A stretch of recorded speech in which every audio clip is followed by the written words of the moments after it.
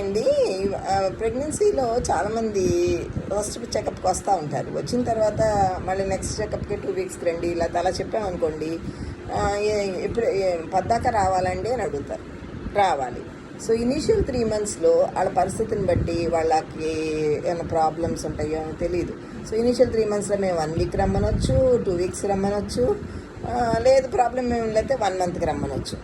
So first 3 months తర్వాత NT scan చేస్తాం. NT scan చేసిన తర్వాత ఇంకేం ప్రాబ్లం లేదు, అంతా బాగుంది, డబుల్ మార్కర్ కూడా చేసాం, అంతా బాగుంది అనుకోండి, 1 మంత్కి రమ్మంటాం.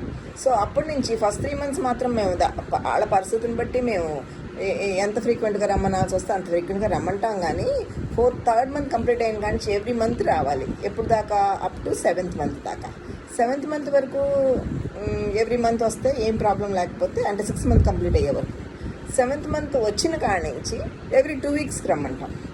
ఎందుకంటే ఏదైనా చేంజెస్ వస్తూ ఉంటాయండి, సడన్గా చేంజెస్ వస్తూ ఉంటాయి 7th మంత్ నుంచి. ఇప్పుడు 7th మంత్ దాకా 100 మంది ప్రెగ్నెంట్ లేడీస్ ఉంటే ఆల్మోస్ట్ అందరూ కూడా ఒకలాగానే బిహేవ్ చేస్తారు. ఆఫ్టర్ 7 మంత్స్ ఏమవుతుందంటే కొంతమందికి బీపీ రావటం, కొంతమందికి షుగర్ రావటం, ఇలా ఇంకొంచెం ముందు కూడా రావచ్చు. బట్ మోస్ట్లీ 7th మంత్ తర్వాత ఇలా వేరియేషన్స్ ఉంటాయి. కాబట్టి మేమేం చేస్తామంటే వాళ్ళని ఎవ్రీ 2 వీక్స్కి రమ్మని చెప్తాం అనమాట.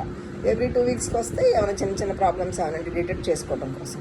So every 2 weeks up to 9th month. 9th month వచ్చిన కాడ నుంచి ఎవ్రీ వీక్ రమ్మంటాం. ఎందుకంటే చాలా ఫాస్ట్గా జరుగుతూ ఉంటాయి అప్పుడు చేంజెస్. ప్రెగ్నెన్సీ 9 మంత్సే కదండి. ఆ షార్ట్ పీరియడ్లో మనం కనుక్కోవడానికి ఆ షార్ట్ పీరియడ్లో ఏమైనా చిన్న చిన్న ప్రాబ్లమ్స్ అని అంటే మనం వెంటనే డిటెక్ట్ చేసుకోవడానికి రమ్మంటాం. ఎవ్రీ వీక్ రమ్మంటాం అప్ టు డెలివరీకి అప్పుడు పెయిన్స్ వచ్చినా లేకపోతే బ్లీడింగ్ అనిపించినా అలా దాన్ని బట్టి సిమ్టమ్స్ని బట్టి అప్పుడు మళ్ళీ ఫ్రీక్వెంట్గాను రావచ్చు, లేకపోతే ఎవ్రీ వీక్ రావచ్చు. సో అలా చెకప్స్ చేయాల్సి వస్తుంది ఇన్ ప్రెగ్నెన్సీ. లాస్ట్కి ఫైనల్గా పెయిన్స్ వచ్చినప్పుడు మళ్ళీ వస్తారు. సో అప్పుడు దాన్ని బట్టి మళ్ళీ మేము ట్రీట్ చేస్తూ ఉంటాం. దాన్ని బట్టి మేము డెలివరీ చేయటం ఎలా ట్రీట్ చేయాలంటే అలా ట్రీట్ చేస్తాం. Okay, thank you.